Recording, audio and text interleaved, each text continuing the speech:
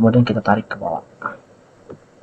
Hari ini saya akan memberikan tutorial tentang pembuatan nomor urut dalam tabel dengan cepat. Kita bisa melakukannya dengan dua cara. Cara pertama, kita buat nomor 1 dulu.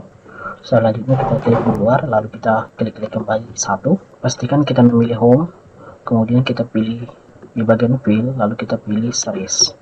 Di sini kita pilih kolom, dan di bagian stop value kita tentukan sampai nomor keberapa akan kita tampilkan nomornya. Kita masukkan 10 saja, lalu kita pilih OK. Maka akan tampil 10. Itu cara pertama. Cara kedua seperti ini. Kita hapus dulu semua.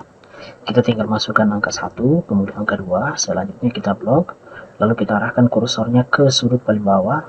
Nah, ketika kursornya sudah berbentuk tanda plus, maka kita tekan, kemudian kita tarik ke bawah.